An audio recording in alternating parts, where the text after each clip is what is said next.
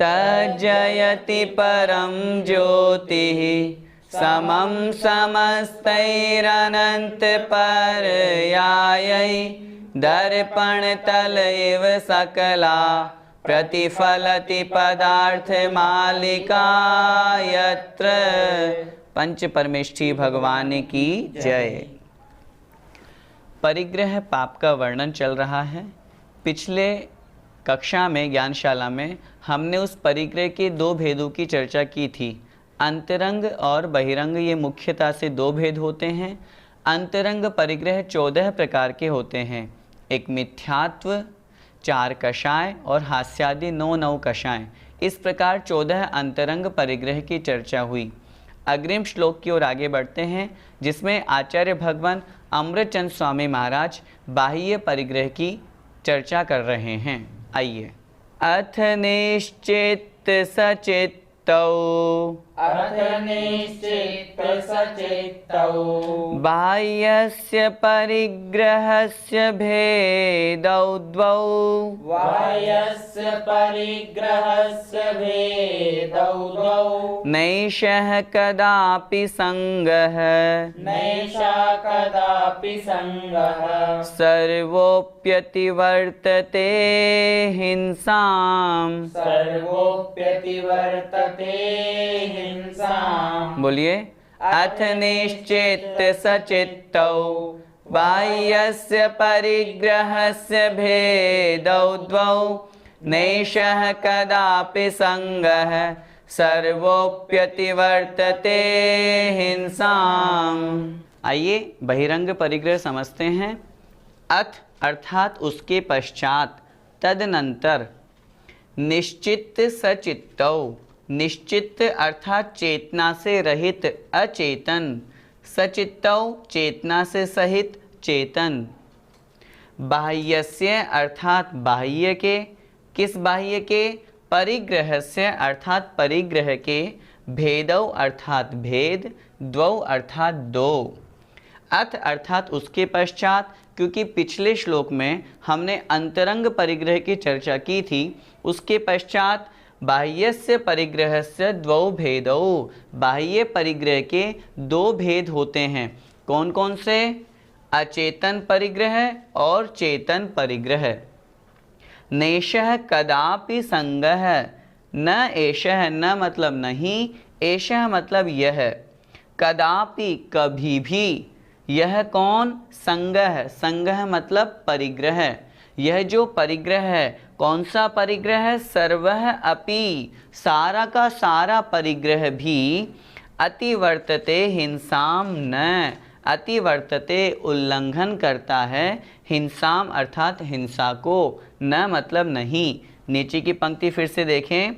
एषः सर्वः अपि संगः, यह सारा का सारा परिग्रह, चाहे वह चेतन परिग्रह हो अथवा अचेतन परिग्रह हो, ये सारा का सारा परिग्रह कदापि कभी भी हिंसाम न अतिवर्तते, हिंसा का उल्लंघन नहीं करता, अर्थात हिंसा को नहीं छोड़ता।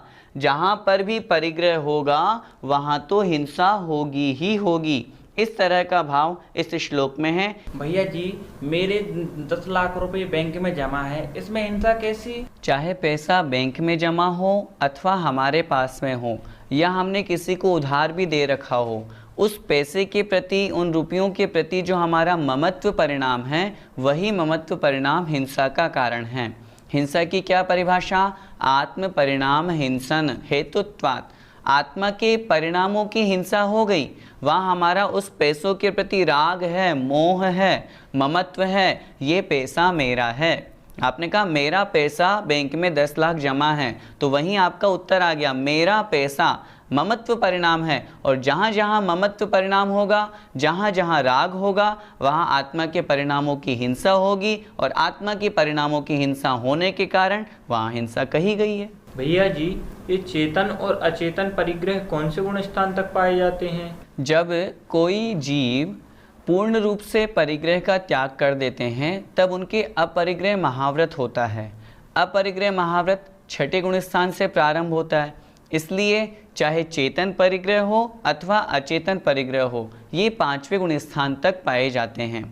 चेतन परिग्रह के अंतर्गत जैसे स्त्री है, पुत्र है, जीवधारी है, जितने भी हैं उनके प्रति जो हमारा ममत्व परिणाम है वो चेतन परिग्रह हैं। अचेतन परिग्रह में रुपया, पैसा, धन दौलत, जमीन जायदाद आदि ये सारा का सारा अचेतन परिग्रह में आता है।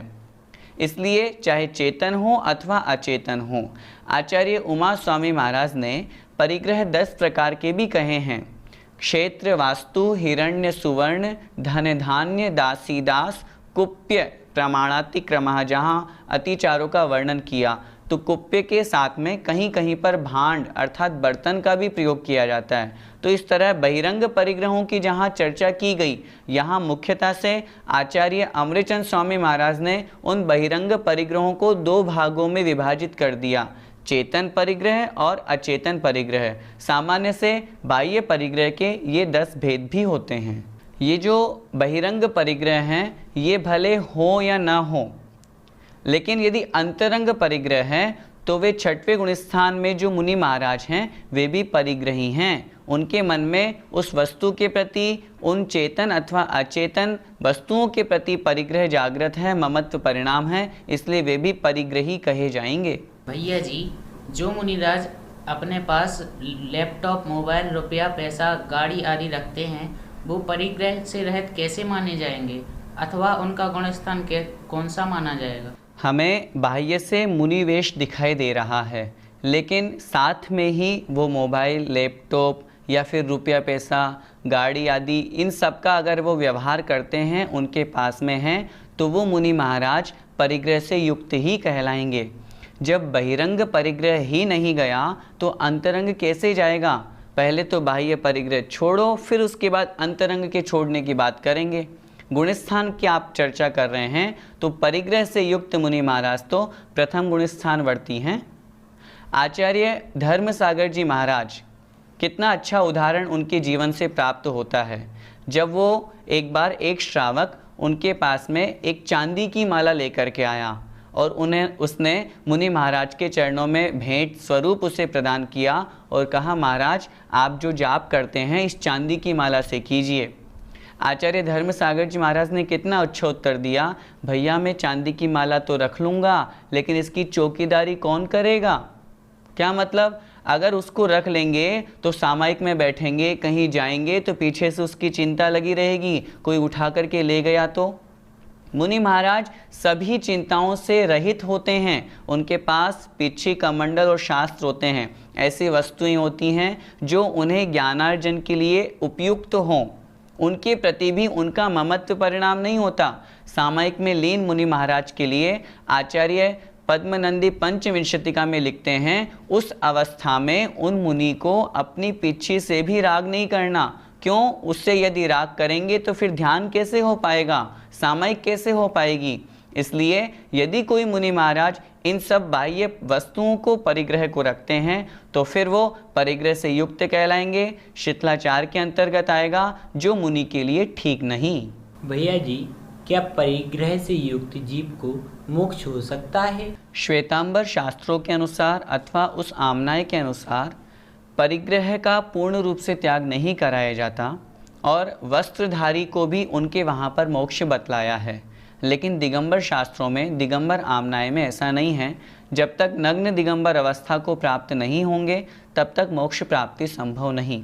आचार्य कुंद स्वामी महाराज ने गाथा कही है, णवि सिज्झई वत्थ धरो जैवी होई जिण सासणे तिथ यरो णग्गो विमोक्ष मग्गो शेषा उम्मग्गया सव्वे। क्या मतलब, जैवी होई वत्थ धरो, अगर कोई वस्त्रधारी है नवि सिज्जैवत्थधरो, वस्त्रधारी व्यक्ति सिद्ध नहीं हो सकता, मोक्ष को प्राप्त नहीं हो सकता। कितनी बड़ी बात कह दी। जैवी होई जिन शासने तिथयरो, जिन शासन में भले ही वो तीर्थंकर ही क्यों ना हो।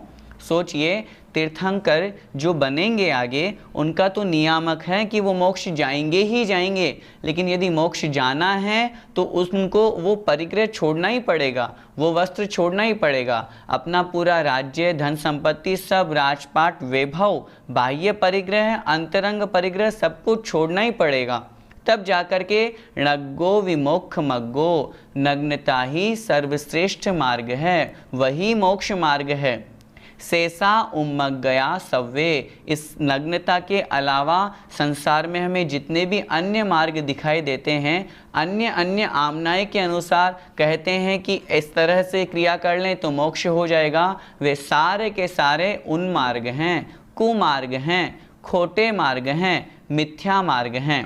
हमें उन सभी मार्गों से बच करके दिगंबर जैन आमनाय के अनुसार, वीतरागी जिनेंद्र भगवान के कहे अनुसार, उनकी दिव्य ध्वनि में जो वचन हमको प्राप्त हुए हैं, ऐसी जिनवाणी के ऊपर श्रद्धान करके नग्नता जो वीतराग स्वरूप है उसी के अनुसार मोक्ष मार्ग मानना चाहिए। इसलिए वस्त्रधारी को दिगंबर जैन आमनाय के अनुसार मुक्ति नहीं हो सकती। भैया जी, मूर्छा कितने प्रकार की होती है?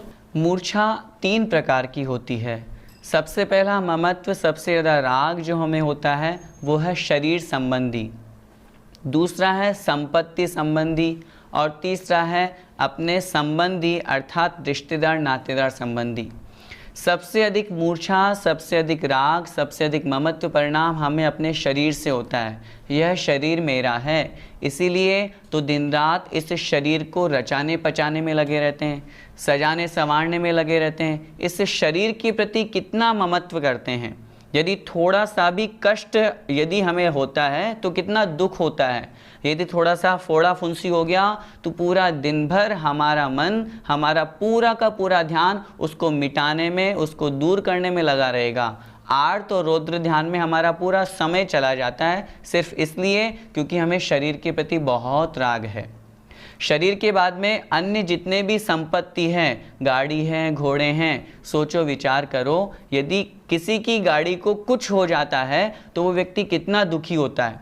जबकि गाड़ी अचेतन है, शरीर से बहुत अलग है, उसकी आत्मा से बहुत दूर है, लेकिन फिर भी उस संपत्ति के प्रति, उस कार के प्रति उसका इतना मोह होता है कि यदि किसी ने उसका कुछ हानि कर दी, उसका कुछ शीशा तोड़ दिया या उसके ऊपर कोई स्क्रैच कर दिया, उतने में उसे गुस्सा आ जाता है, वो उसके प्रति कितना राग करता है। और तीसरा है अपने संबंधियों के प्रति। ये अपने जो शब्द हैं संबंधी, उनके प्रति कितना राग होता है। सोचिए, हॉस्पिटल में यदि किसी हमें अपने व्यक्ति को देखने के लिए जाते हैं, वहाँ अन्य 10, 20, 50 अन्य लोग भी होते हैं, लेकिन उनको देख करके हमारे मन में किसी भी तरह का कोई दया भाव नहीं आता, मन में उनके प्रति करुणा भाव नहीं आता। लेकिन जब किसी अपने संबंधी को देखते हैं तो वहाँ हमारा राग भाव जागृत हो जाता है। इसी का नाम तो मूर्छा है। तो इस प्रकार यह मूर्छा 3 प्रकार की होती है। हम कोशिश करें, हम श्रावक हैं, हम गृहस्थ हैं, लेकिन हम इस बात की कोशिश करें कि अपने शरीर को समझें, अस्तित्व को समझें, वास्तविकता को समझें कि जब हमारा शरीर ही हमारा अपना नहीं है तो फिर अन्य धन संपत्ति, रुपया पैसा, जमीन जायदाद, स्त्री पुत्र आदि संबंधी जितने भी हैं वो हमारे कैसे हो सकते हैं। उनके प्रति जितना हो सके मूर्छा को कम करने का प्रयास करें। बहिरंग परिग्रह का कथन करने के पश्चात आचार्य भगवान अगले श्लोक में कह रहे हैं कि जहाँ परिग्रह है वहाँ हिंसा है, और जहाँ परिग्रह नहीं है वहाँ अहिंसा है। आइए श्लोक पढ़ते हैं। उभय परिग्रह वर्जन, उभय परिग्रह वर्जन, माचार्याः सूचयन्त्य हिंसेति, माचार्या सूचयन्त हिंसेति, द्विविध परिग्रह वहनम्, द्विविध परिग्रह वहनम्, हिंसेति जिन प्रवचनज्ञा, हिंसेति जिन प्रवचनज्ञाः। बोलिए, उभय परिग्रह वर्जन माचार्याः सूचयन्त्य हिंसेति द्विविध परिग्रह वहनम हिंसेति जिन प्रवचनज्ञा। आचार्य भगवान कह रहे हैं जहाँ परिग्रह है वहाँ हिंसा, जहाँ परिग्रह नहीं वहाँ किंचित मात्र भी हिंसा नहीं। आइए देखते हैं। उभय परिग्रह वर्जन, उभय अर्थात दोनों प्रकार के, कौन कौन से? आभ्यंतर और बाह्य, जिन दोनों प्रकार के परिग्रहों की हमने चर्चा की, ऐसे दोनों प्रकार के परिग्रहों से वर्जन अर्थात रहित, यहाँ निकलेगा वर्जनम अर्थात रहित।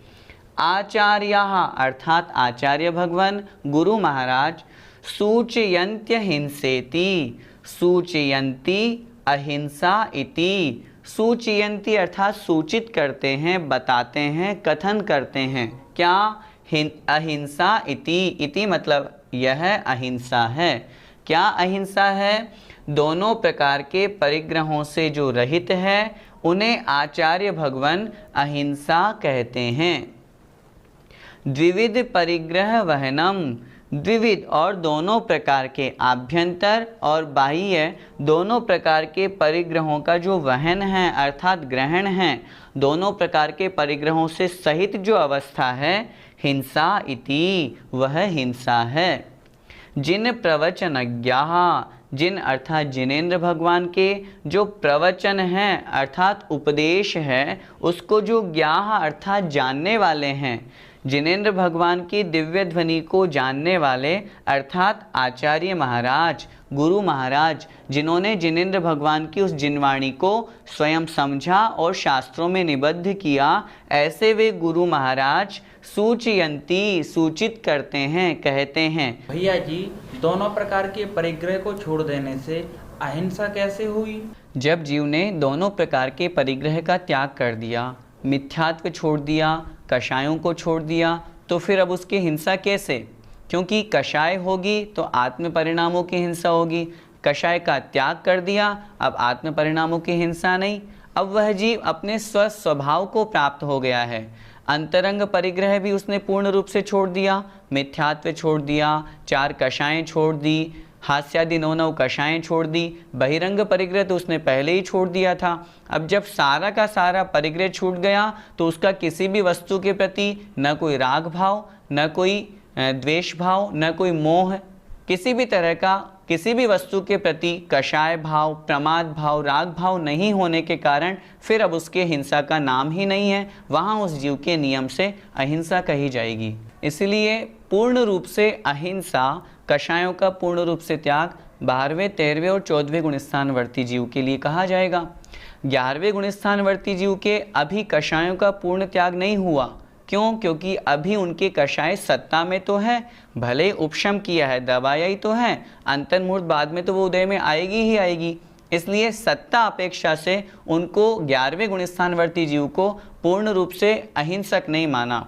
इस अपेक्षा से 12वें, 13वें और 14वें गुणस्थानवर्ती जीव के पूर्ण रूप से हिंसा का त्याग हो गया, कषाय भाव हट गया, पूर्ण रूप से अहिंसा प्रकट हो गई। भैया जी, हम गृहस्थों को दोनों प्रकार के परिग्रहों से मुक्त होने के लिए कैसी भावना करनी चाहिए? दोनों प्रकार के परिग्रह में सबसे पहला है मिथ्यात्व अंतरंग परिग्रह।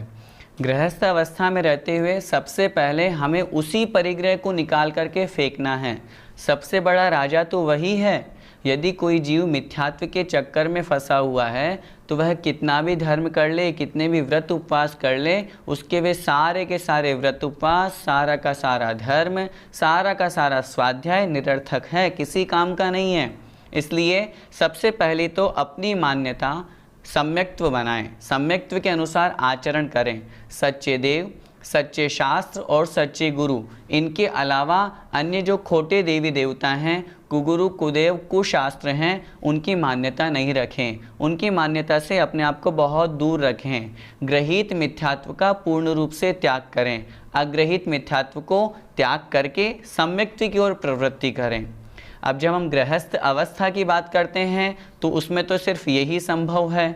जो बहिरंग परिग्रह बताए गए हैं उनको त्याग करके मुनि अवस्था को धारण करें।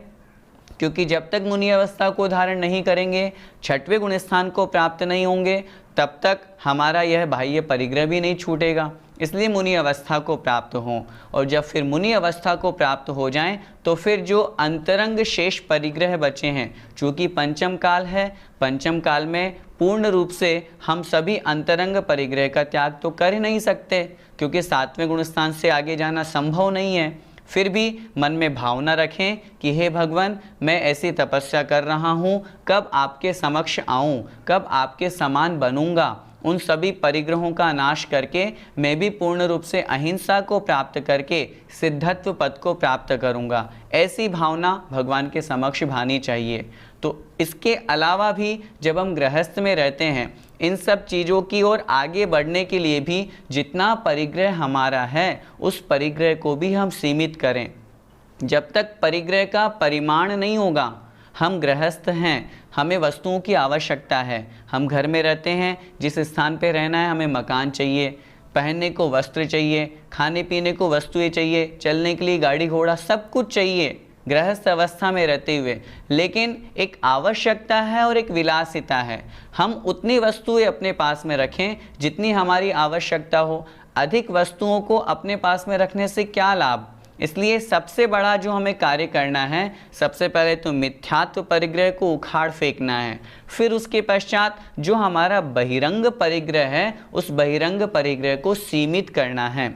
हम जब एक घर में आराम से रह सकते हैं तो और अधिक 2-2, 3-3 बंगले बनवा करके क्यों व्यर्थ में हिंसा करें, क्यों व्यर्थ में पाप कमाएं? बहुत से लोगों को देखा, बहुत सी महिलाओं, माताओं, बहनों को देखा, उनके पास बहुत सी साड़ियाँ होती है, ऐसी भी इतने सारी होती हैं कि उनका वो उपयोग भी नहीं करती, लेकिन फिर भी अपने पास रखी हुई है। जो वस्तुएं हमारे काम में नहीं आ रही हैं, उन वस्तुओं का हम त्याग कर दें, किसी को दान कर दें, जिससे उसका पुण्य भी लगेगा और हमारा परिग्रह भी सीमित हो जाएगा।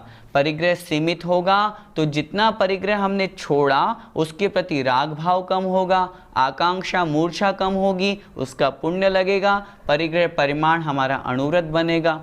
तो इस प्रकार अपने परिग्रह को जितना हो सके सीमित करने का प्रयास करें। जब सीमित हो जाएं, एक कदम और आगे बढ़ा करके मुनि अवस्था को प्राप्त करने का प्रयास करें और मन में भावना भाएं कि मेरा यह अंतरंग परिग्रह भी छूट जाए। आज की ज्ञानशाला से हमने क्या समझा? जो परिग्रह है वो दुख का कारण है।